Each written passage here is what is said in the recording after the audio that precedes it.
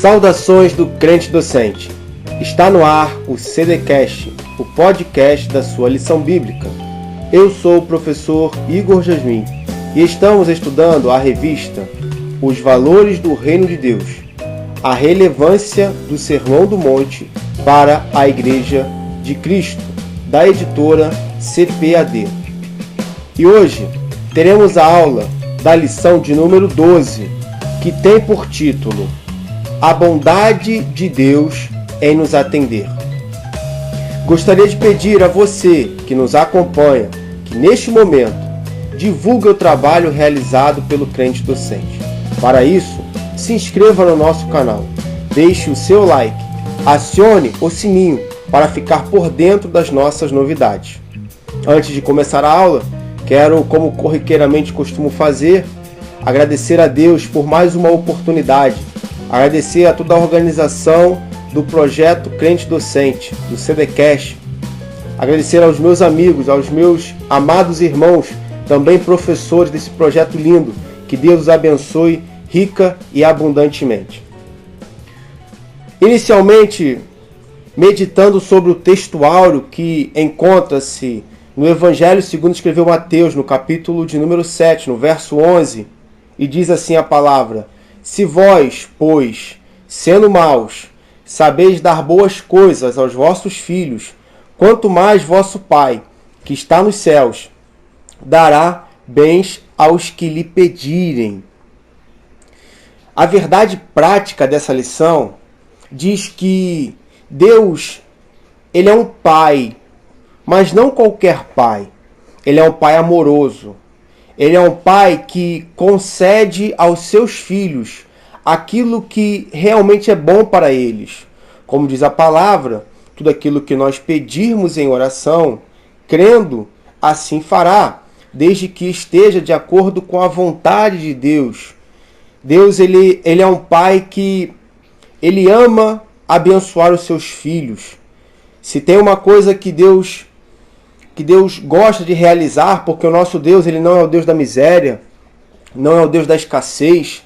O nosso Deus, Ele é o Deus da provisão, Ele é o Deus abençoador, Ele é um Deus que realmente Ele é um Pai que busca dar bons presentes, como nós podemos citar, por exemplo, a parábola de Lucas 15, quando o filho se aproxima do pai e também o pai se aproxima do filho, porque existe uma questão em que, tanto como o filho corre para o pai, também o pai se aproxima do filho. Isso revela que Deus, ele também está buscando ter um relacionamento com o homem, ainda que o homem esteja na condição suja do pecado, esteja na condição destituído da glória de Deus, como diz a palavra, que todos nós pecamos, estamos destituídos da glória de Deus. Deus, ele é um Pai amoroso que ele procura, ele busca pelos seus filhos, ele clama para que os seus filhos entendam e atendam o seu chamado para ter um relacionamento de intimidade. Porque era isso que acontecia no Éden antes da entrada do pecado no mundo. Antes de o homem pecar, Deus Todo-Poderoso, ele descia, ele vinha até ao encontro do homem para ter um relacionamento, um momento de intimidade. Continuando, vamos falar um pouco sobre a leitura que dá base para essa lição. A leitura encontra-se em Mateus capítulo 7, dos versos 7 a 20, e vamos ler com calma. Pedi e dar-se-vos-á. Buscai e encontrareis. Batei e abrir-se-vos-á. Porque aquele que pede, recebe, e o que busca, encontra, e ao que bate, se abre. E qual dentre vós é o homem que, pedindo-lhe pão o seu filho, lhe dará uma pedra? E, pedindo-lhe peixe, lhe dará uma serpente? Se vós, pois, sendo maus, sabeis dar boas coisas aos vossos filhos, quanto mais vosso Pai, que está nos céus, dará bens aos que lhe pedirem. Portanto, tudo o que vós quereis que os homens vos façam, fazei-lo também vós, porque esta é a lei e os profetas. Percebam aqui que esse texto está direcionando um resumo de toda a lei e daquilo que os profetas falaram. Vou repetir. Portanto, tudo o que vós quereis que os homens vos façam, fazei-lo também vós, porque esta é a lei e os profetas. Entrai pela porta estreita, porque larga é a porta e espaçoso o caminho que conduz à perdição, e muitos são os que entram por ela.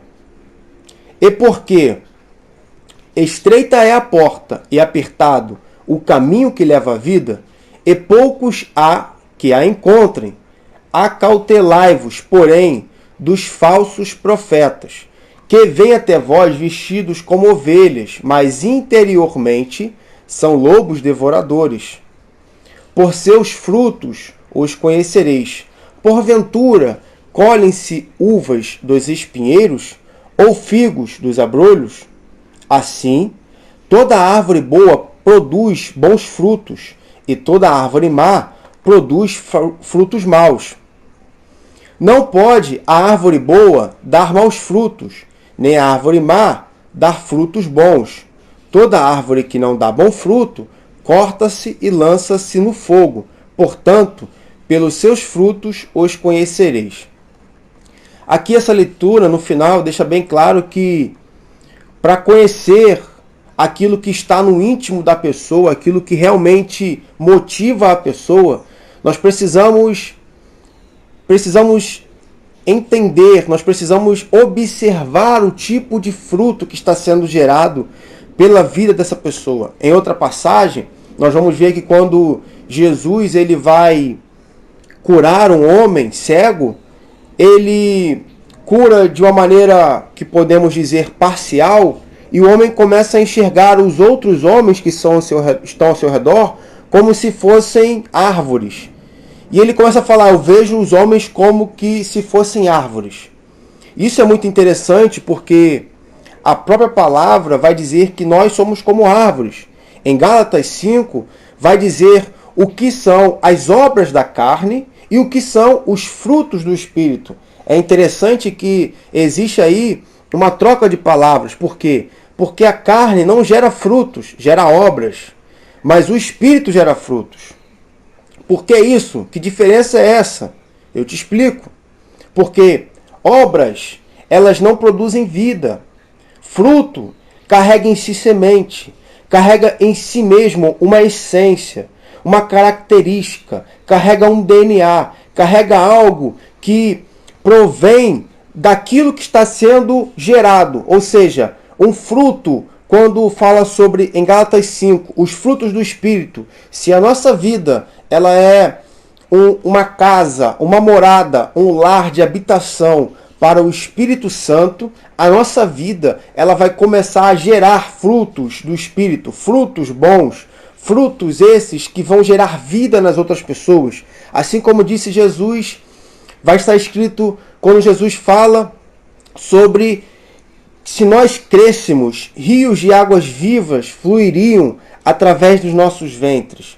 Rios de águas vivas fluiriam de nós para outras vidas. E eu entendo isso que esse rio é um rio que, na verdade, tem uma fonte. E essa fonte não somos nós. Essa fonte é o próprio Deus. Essa fonte é o Espírito Santo em nossas vidas. Mas se nós nos permitirmos ser um canal de bênção, se nós nos permitirmos ser um instrumento, se nós nos permitirmos ser uma ferramenta nas mãos de Deus, nós certamente iremos permitir o fluir do Espírito Santo em nossas vidas e através das nossas vidas, alcançando pessoas que estão sedentas por ouvir a palavra, por ter uma relação com o Espírito Santo, por ouvir a voz de Deus através das nossas vidas. Introduzindo a lição, nós vamos ver que vamos aprender que Deus é bom. Ele ouve as nossas orações, as nossas súplicas, as nossas petições. Ele supre todas as nossas necessidades, porque Ele é conhecido também como o Jeová Jirê, aquele que tudo provê. Deus, ele é a provisão, o socorro bem presente nos dias de angústia, de tribulação. A palavra de Deus vai dizer, na verdade em Jeremias, clama a mim e responder-te-ei e mostrarei coisas grandes e firmes, revelarei coisas grandes e firmes das quais não sabe. Mas em outra passagem em Salmos, vai dizer, clama a mim no dia da angústia. Por isso Deus, ele supre, ele é a provisão das nossas carências. E aí vai dizer o texto áureo, pedi e dá-se-vos-á, buscai e encontrareis, batei e abri-se-vos-á. Pedi o quê? Pedi as nossas carências a Deus. Buscar o quê? Buscar a face de Deus, buscar aquele que pode suprir as nossas necessidades. Abrir o quê? Abrir a porta da provisão, a porta da oportunidade, abrir aquele caminho que aos nossos olhos, aos olhos humanos, humanamente falando, não pode ser aberto. Aquela oportunidade de emprego aos olhos humanos não tem qualquer expectativa, qualquer esperança. Mas quando nós colocamos Deus diante da situação, quando nós chamamos Deus, nós certamente sairemos vitoriosos. Também iremos ver que aqueles que entram pela porta estreita, conseguem viver segundo os preceitos de Deus, propostos por Cristo no Sermão do Monte. Sermão esse que está evidenciado no Evangelho segundo escreveu Mateus, capítulos 5, 6 e 7. O Senhor é bom, e aqueles que têm uma vida de comunhão com Ele e procuram viver cheios do Espírito Santo, examinando a palavra, não serão jamais enganados pelos falsos profetas. Por quê? Porque quem tem o Espírito Santo, conhecido também como o Espírito da Verdade, conhece a palavra, ele vai buscar conhecimento da palavra, ele não vai buscar conhecimento humano, ele não vai buscar profecia humana, ele entende, ele consegue compreender quando a profecia dada sobre a sua vida é uma profecia que está pautada, que está balizada, que está fundamentada na palavra de Deus. Perceba que qualquer profecia que venha ferir a palavra de Deus deve ser imediatamente descartada, porque não tem como uma profecia, não tem como o Espírito Santo agir na vida de uma pessoa e ferir a sua própria palavra, porque o Espírito Santo, ele é o autor. Ainda que a Bíblia exista na Bíblia cerca de algumas dezenas de escritores, é conhecido, é entendido, é compreendido que na verdade a Bíblia só tem um autor. Quem é esse autor? O autor é o Espírito Santo de Deus. Não existe outro autor. Sim, o Espírito Santo trabalhou nas mentes, o Espírito Santo soprou, o Espírito Santo falou aos corações dos grandes homens do Antigo Testamento, dos profetas, dos apóstolos no Novo Testamento. Então, não existe a possibilidade de uma profecia vinda diretamente de Deus ferir a sua própria Escritura. Por isso vai dizer que não serão jamais enganados por falsos profetas. Iniciando agora falando um pouco sobre a bondade de Deus. Definindo a palavra bondade, ela é definida como qualidade ou caráter de bom. É uma boa índole, uma benevolência, brandura e uma boa ação. Filosoficamente falando sobre a palavra bondade, podemos descrevê-la como sendo o princípio mais elevado da moral. Na visão grega, por exemplo, a benignidade era vista como o mais sublime atributo. Assim, a bondade, no aspecto filosófico, na esfera filosófica, é vista como um valor que é atribuído à ação de uma pessoa. A bondade é um dos atributos de Deus, mas não do homem. O apóstolo Paulo declarou: porque eu sei que em mim, isto é, na minha carne, não habita bem algum, e, com efeito, o querer está em mim, mas não consigo realizar o bem. Romanos 7, verso 18. Ao pecar, ou seja, quando o pecado entrou no mundo, o homem se tornou um ser desprovido da justiça original e sem estima para as coisas santas relacionadas a Deus. Aquilo que eu citei. Todos pecaram e estão destituídos da glória de Deus. O homem passou a ter a tendência, passou a ter a inclinação para o mal e para as práticas imorais. Daí a razão da ênfase de Jesus para o novo nascimento, que ele vai falar, por exemplo, para o mestre da lei, conhecido na época como Nicodemos.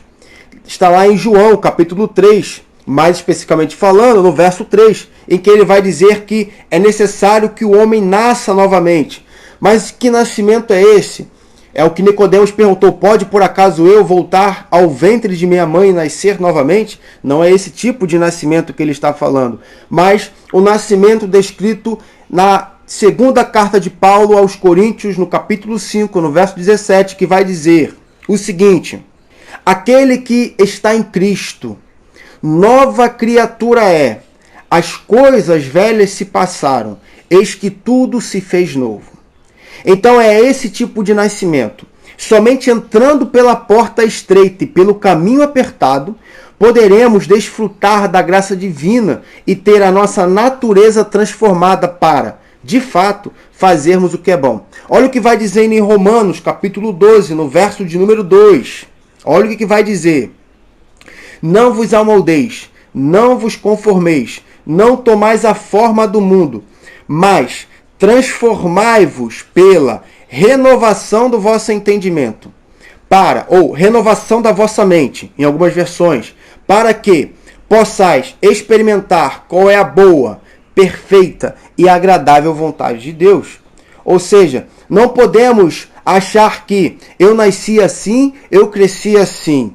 Não podemos achar que a forma como estamos conduzindo a nossa vida não pode ser mudada. É claro que precisamos entender o que são princípios, o que são valores, e princípios bíblicos, valores da palavra de Deus não podem ser mudados, não podem ser como estão alguns querendo atualizar, estão querendo, como alguns estão tentando colocar, trazer por um ambiente mais contemporâneo, mais contextualizado. Não.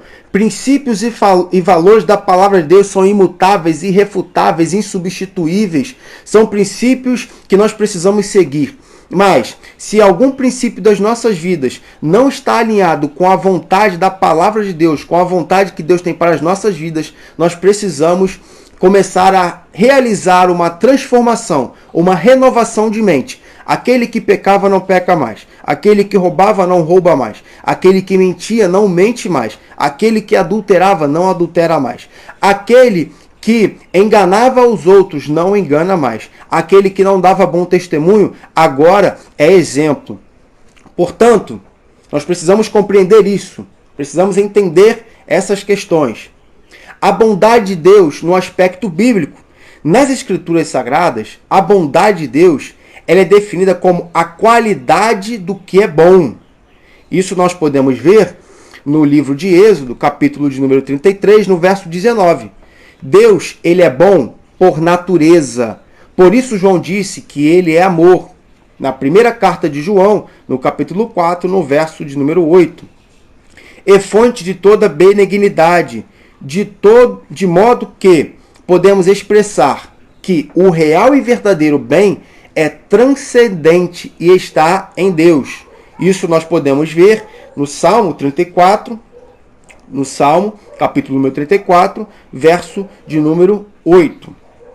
O texto de Mateus, que encontra-se no capítulo de número 19, dos versos 16 a 26, vai mostrar, vai revelar a pergunta do jovem rico a respeito da vida eterna. Ele vai dizer assim: bom mestre, que bem farei para conseguir a vida eterna? Então Jesus pergunta: por que me chamas bom? Segundo a Bíblia de aplicação pessoal, Jesus deixa claro ao jovem que a salvação não vem por meio de boas obras. Se estas, as obras, não forem acompanhadas pela fé e pelo amor em Deus. A fé e o amor são implantados em nossos corações, são enxertados em nossos corações mediante a ação do Espírito Santo. Não podemos crer que a nossa vida, a nossa salvação, a nossa vida eterna, ela é um fruto, ela é um resultado mediante das nossas ações.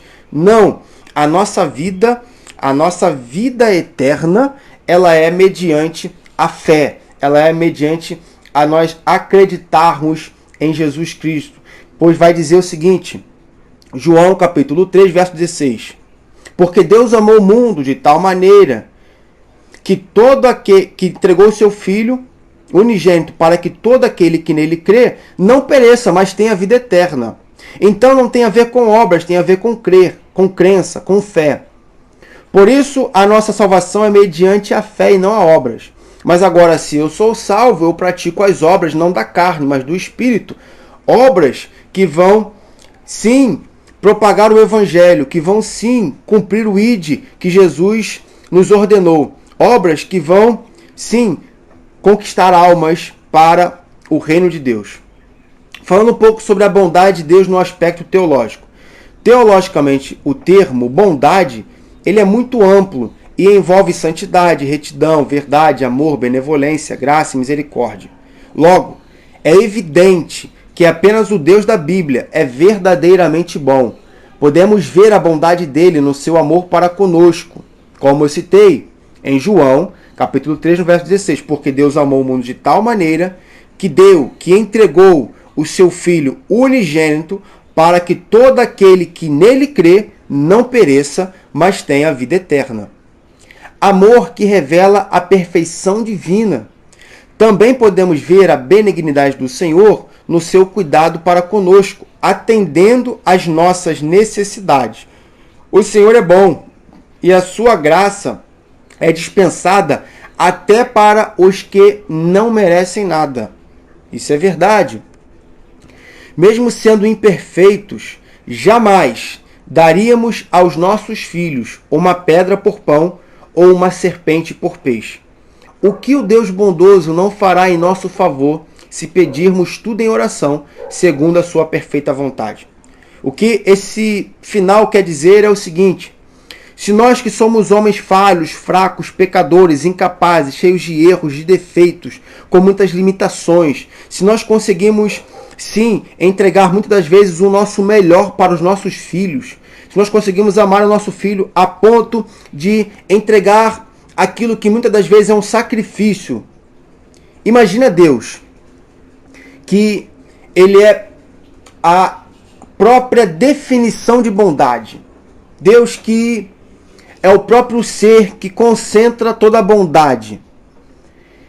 O que ele poderá nos dar se nós pedirmos em oração e estiver debaixo da sua vontade? Isso é algo muito interessante, porque se nós pedirmos em oração e isso estiver de acordo com a vontade de Deus, não é impossível, porque vai dizer em Lucas, porque para Deus não há impossível. Então aquele emprego que você está almejando, aquele concurso público, aquela faculdade, aquela oportunidade de negócio, aquele casamento, aquela casa, aquele carro, aquela condição de vida, aquela libertação de um filho, de um parente, aquela conversão de uma pessoa, sabe? A cura de uma enfermidade incurável aos olhos humanos. De repente, você orar por uma pessoa que é cega de nascença. Tudo isso, em oração, se pedirmos, crendo, estando debaixo da vontade de Deus, Ele nos concederá. Porque para Deus, repito, porque para Deus não há impossível. Assim como está em Lucas, dizendo que para Deus não há impossível. Vamos falar agora sobre 2 caminhos para escolher. A nossa vida, todo ser humano, por mais que ele não queira escolher, por mais que ele não queira revelar uma escolha, ou melhor, não queira acreditar que há um caminho, e esse caminho, Jesus Cristo, por mais que ele não queira acreditar, não queira crer nisso, o fato dele não crer já demonstra uma escolha que ele fez.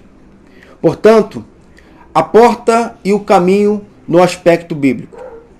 Quando são apresentadas as figuras da porta e do caminho no Sermão do Monte, Cristo estava dando ênfase à ação de se iniciar algo novo, uma nova comunhão.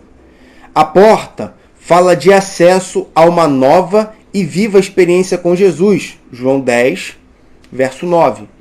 E o caminho é a nova conduta adotada por aqueles que abandonaram a trilha do pecado e agora seguem o melhor e único caminho. Ou seja, João capítulo 14, no verso de número 6, vai dizer o seguinte, João 14, 6.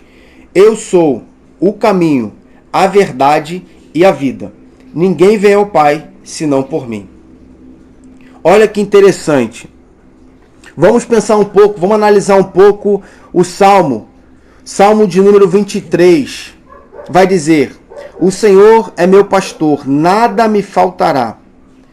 Olha que interessante. Se você for analisando um pouquinho mais esse texto, ele vai dizer que ele nos conduz a pastos verdejantes. Ele vai dizer que ele nos guia pelas veredas da justiça, por um caminho reto, por um caminho íntegro, por um caminho de justiça, onde não vai ter desvios nem para a direita nem para a esquerda. Antes será um caminho que vai nos conduzir à plenitude da paz que excede todo entendimento, a plenitude da provisão de Deus, a plenitude de um relacionamento mais íntimo com Deus. Então é importante atentar para os costumes da época em que Cristo fez menção à porta e ao caminho. Ou seja, é bem possível que, ao mencionar estes termos, Cristo, Jesus, estivesse pensando na cidade de Jerusalém, pois as cidades, em sua maioria, eram muradas, tinham muralhas ao seu redor e tinham algumas portas largas, as portas mais conhecidas, as portas onde todas as pessoas entravam e saíam. E também existiam outras portas, conhecidas como portas estreitas.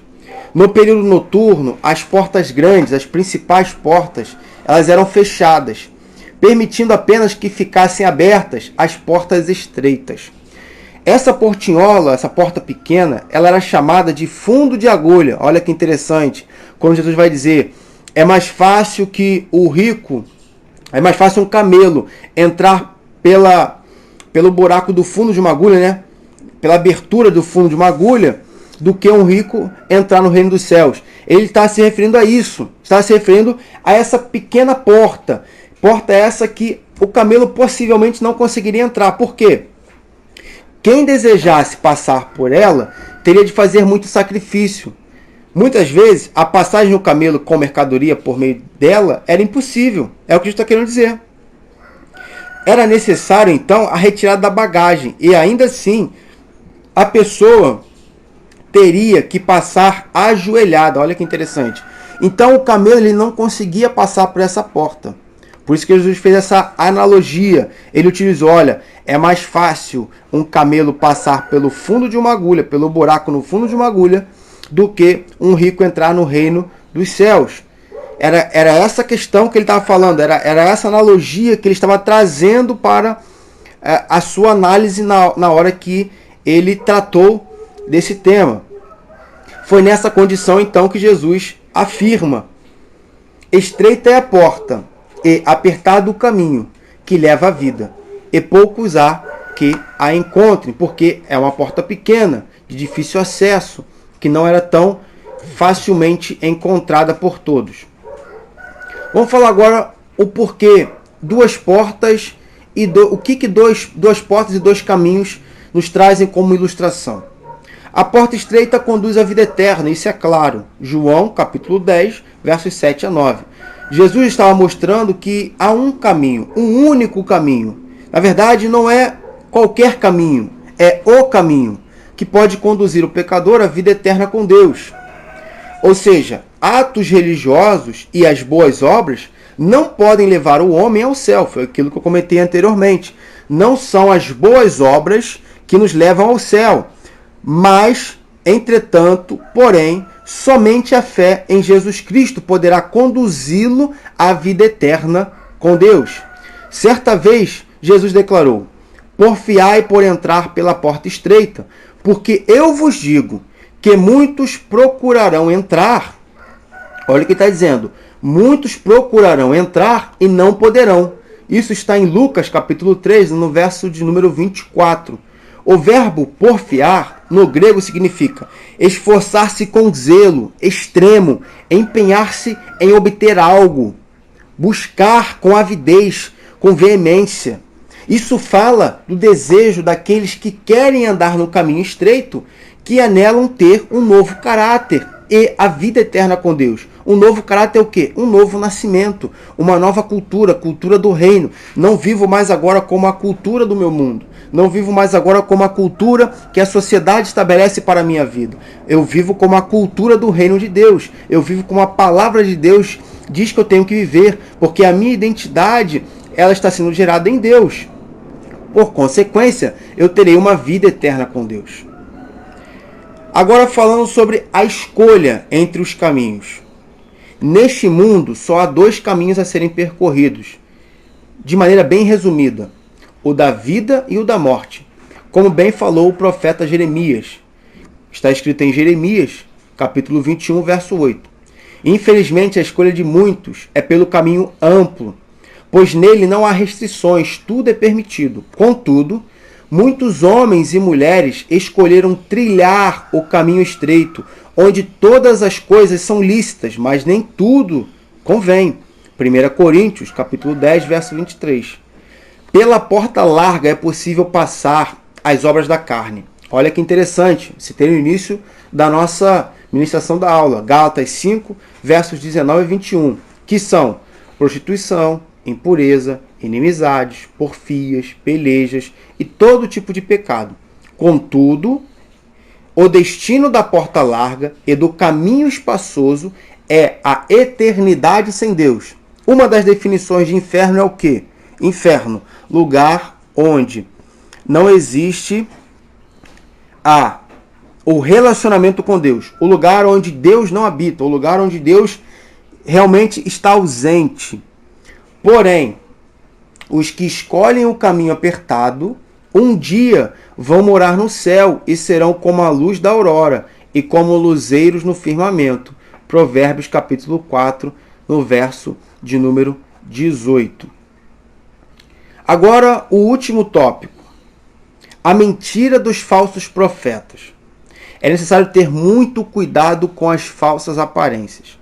Cristo vai fazer advertência contra os falsos profetas. O Mestre, Jesus Cristo, alerta a respeito da importância de estarmos sempre vigilantes, pois, além de perigosos e de seduzirem outros ao erro, os falsos profetas são lobos disfarçados de ovelhas, ou seja, por fora eles aparentam ser ovelhas de Cristo, mas por dentro eles são lobos, são predadores, estão querendo, na verdade, causar a dissensão, a rebelião, causar a divisão, fazer com que as ovelhas de Cristo venham a se separar. Sabemos que o lobo é o predador das ovelhas e que elas têm pouca capacidade para fazer a sua defesa. Portanto, Jesus ele fez menção aos falsos profetas logo depois do ensino a respeito dos 2 caminhos, pois estes, com suas mentiras, acabam levando as pessoas para o caminho espaçoso, que conduz à perdição. O crente precisa ter todo cuidado e estar constantemente em oração. É o que diz a palavra. Orai em todo tempo, orai sem cessar, orai constantemente, buscando discernimento espiritual para não ser iludido pela boa oratória e as palavras bonitas dos que se dizem profetas, mas não são. Ou seja, os falsos profetas podem até parecer dóceis, saberem falar, saberem ter uma boa oratória, uma boa retórica, podem ser mansos, se vestirem como as ovelhas, mas por dentro são lobos vorazes, como está escrito em Atos, capítulo 20, no verso 29. Esses demonstram ter piedade, fazem longas orações, profetizam, mas é tudo aparência. como está escrito em 2 Timóteo, capítulo 3, no verso 5. Ou seja, pelos frutos conhecereis a árvore. Se eles não estão dando bom fruto, é porque eles possuem aparência, mas não têm essência. Como detectar os falsos profetas? De que forma pode ser realizado essa análise?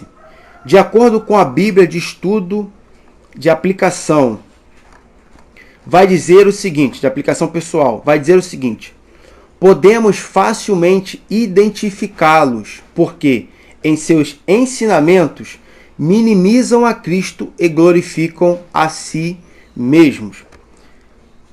Interessante é que quando o ministério de Jesus começou a crescer, alguns discípulos de João Batista foram até ele e falaram: olha, Jesus está crescendo, o nome de Jesus está ficando conhecido. Alguns dos teus discípulos estão te abandonando, não querem mais te seguir, querem seguir a Jesus. E João vai dar uma das respostas mais conhecidas, uma das passagens mais conhecidas da Bíblia. Ele vai dizer o seguinte: importa que ele cresça e que eu diminua. Isso é tão lindo e uma parte tão humanizada que ele vai dizer: olha, é mais importante que ele cresça e que eu desapareça. Eu não vim para aparecer, mas eu vim para preparar o caminho daquele que precisa aparecer, daquele que precisa estar em evidência. Não sou eu essa pessoa. Eu sou apenas aquele que prepara o caminho para o rei que vem. Eu estou apenas preparando o caminho para aquele que está construindo um reino eterno. Portanto, João vai dizer: importa que ele cresça e que eu diminua. Isso é muito importante porque verdadeiros profetas não se exaltam, mas se humilham para que a glória de Deus ela venha a ser percebida. Em outras palavras, quando nós lemos na Bíblia que Paulo ele vai pedir para Deus para que tire um espinho na carne, ele vai receber como resposta que o meu poder se aperfeiçoa na sua fraqueza, ou seja, a minha graça te basta. A minha graça, Paulo, te basta, porque o meu poder se aperfeiçoa nas tuas fraquezas. Quanto mais as tuas fraquezas elas ficarem expostas, mais o meu poder será aperfeiçoado na sua vida. Também podemos identificá-los, os falsos profetas, por seus frutos. A árvore pode estar frondosa, bonita, com folhas, aparentemente saudável, com muitas folhas e oferecendo até uma boa sombra. Mas se ela não der bom fruto, será cortada. A imagem do fruto usada por Cristo se refere ao caráter e à conduta do profeta. Ainda podemos acrescentar mais um elemento significativo para detectar o falso profeta. Qual é? O seu ensino.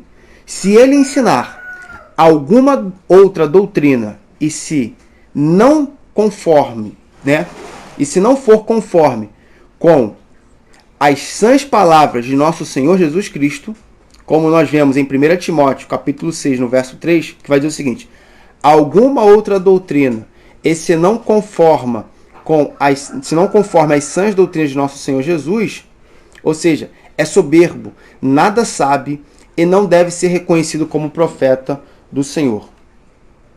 Por último, uma análise criteriosa, tanto no Antigo quanto no Novo Testamento, nós podemos encontrar muitos falsos profetas que se levantaram para tentar enganar, ludibriar, para tentar fazer com que os servos de Deus viessem a ter uma compreensão errada daquilo que Deus queria para as suas vidas. Em geral, eles profetizavam somente aquilo que as pessoas desejavam ouvir, ou seja, eles queriam apenas falar aquilo que as pessoas queriam ouvir. Eles queriam, basicamente, conforme a gente costuma dizer, alisar o ego. Queriam apenas amaciar a carne.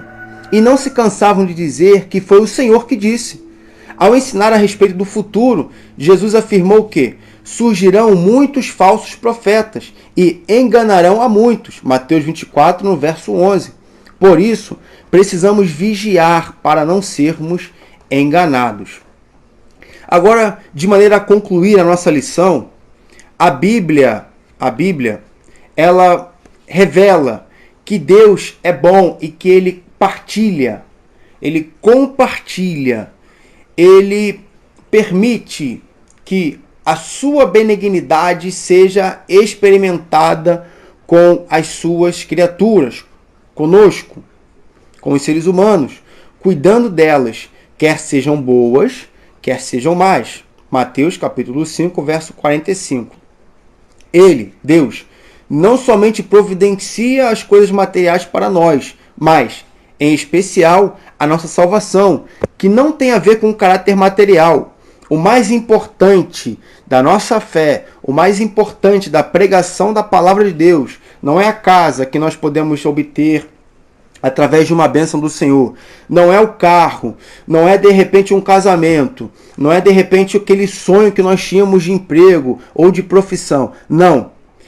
A principal bênção, a principal questão da pregação do Evangelho é a nossa salvação, é a vida eterna. A salvação é resultado da graça, do amor do Pai, como descrevemos em João capítulo 3, no verso 16. Portanto, que nós venhamos a estar sempre em alerta, pois existem aqueles que querem macular e adulterar os ensinos de nosso Salvador, Jesus Cristo. Eu quero agradecer a você que esteve até agora conosco, nos ouvindo esta lição. Quero te convidar a seguir no Instagram o perfil do Crente Docente, @Crente Docente, no Facebook pelo endereço facebook.com/Crente Docente. Ative as notificações no canal do Crente Docente no YouTube. Que Deus abençoe a sua vida, que Deus guarde a sua casa, que a sua família seja abençoada por Deus, que a poderosa mão de nosso Senhor esteja sobre a sua vida, guardando e livrando de todo mal. Que Deus esteja blindando você contra as investidas de Satanás. Que o Espírito Santo esteja sobre a sua vida, esteja em sua vida, te direcionando a cada passo. No nome de Jesus, amém, graças a Deus. Um grande abraço, fiquem com Deus.